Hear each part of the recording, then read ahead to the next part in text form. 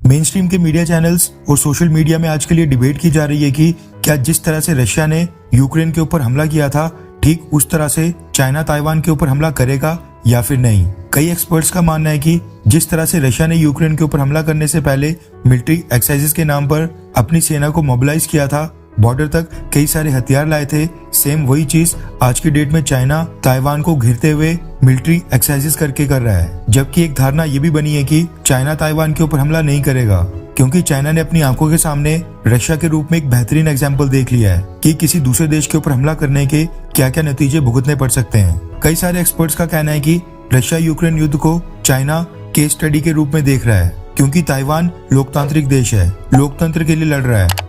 ऐसे में लोकतांत्रिक मूल्यों की रक्षा के लिए अगर अमेरिका, ब्रिटेन, फ्रांस, जर्मनी समेत बाकी सभी वेस्टर्न देश एक साथ मिलकर चाइना के ऊपर प्रतिबंध लगाते हैं, या फिर रशिया की तरह चाइना के बैंक्स को भी स्विफ्ट इंटरनेशनल पेमेंट मैकेनिज्म से बाहर निकाल देते हैं, तो चाइना घुटनों के ऊपर आ जाएगा।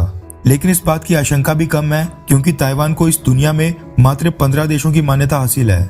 भारत, अमेरिका, ब्रिटेन समेत दुनिया के बाकी देश तो ताइवान को एक देश ही नहीं मानते हैं और आज भी उसको चाइना का हिस्सा मानते हैं और वन चाइना पॉलिसी फॉलो कर रहे हैं। ऐसे में ये भी सोचने वाली बात है कि जिस तरह से यूरोपियन और वेस्टर्न देश आज की डेट में यूक्रेन को बैक कर रहे हैं, यूक्रेन को लगातार हथियार और बाकी फाइनेंशियल एड दे रहे हैं, क्या कल को ताइवान की भी इस तरह से मदद करने के लिए बाकी सभी देश सामने आएंगे या फिर एक एक करके स्टेटमेंट देकर पीछे हट जाएंगे? जिस तरह से यूक्रेन ने दुनिया के देशों से मदद की अपील की थी, सेम उसी तरह से ताइवान ने भी पिछले कल दुनिया भर के देशों से चाइना के खिलाफ मदद की अपील की है। रेफरेंस के लिए आपकी स्क्रीन के ऊपर डेक्कन हेराल्ड के आर्टिकल का स्क्रीनशॉट है, जिसके मुताबिक चाइना द्वारा मिलिट्री ड्रिल्स को तेज करने पर ताइवान ने इंटरनेशनल सपोर्ट यानी दुनिया भर के देशों से समर्थन की मांग की है। ताइवान की प्रेसिडेंट साई इंग वेन ने खुद ही इंटरनेशनल कम्युनिटी से अपील करते हुए मदद की गुहार लगाते हुए बोला कि ताइवान की सरकार और ताइवान की सेना चाइना के सैन्य अभ्यासों और इंफॉर्मेशन वॉरफेयर ऑपरेशंस की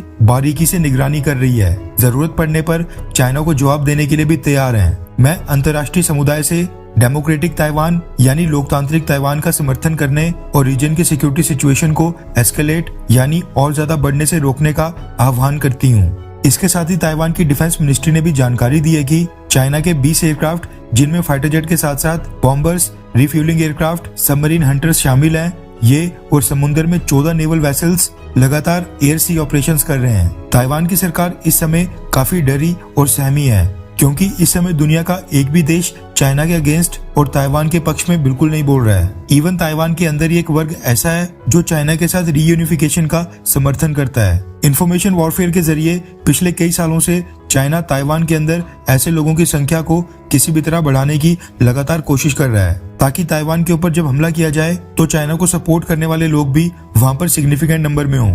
ताइवान की प्रेसिडेंट साई इंग वेन ने आधिकारिक तौर पर मदद की गुहार लगा दी है। देखना ही होगा कि क्या कोई देश उनकी बात सुनता भी है या फिर नहीं, क्योंकि डेमोक्रेसी के नाम पर भारत जैसे देशों को ज्ञान बांटने के लिए अमेरिका, ब्रिटेन और कनाडा जैसे देश ये तो बड़ी जल्दी आ जाते हैं, और आज जब डेमोक्रेसी को असल में बचाने का वक्त आ गया है तो उसकी मदद भी नहीं कर रहे हैं। खैर, भारत सरकार भी वही कर रही है। हम भी इस पूरे केस में चुप बैठे हैं। हमारी तरफ से तो इवन एक स्टेटमेंट भी नहीं आई है। वैसे आपको क्या लगता है कि क्या चाइना ताइवान के ऊपर हमला करेगा, हाँ या फिर ना?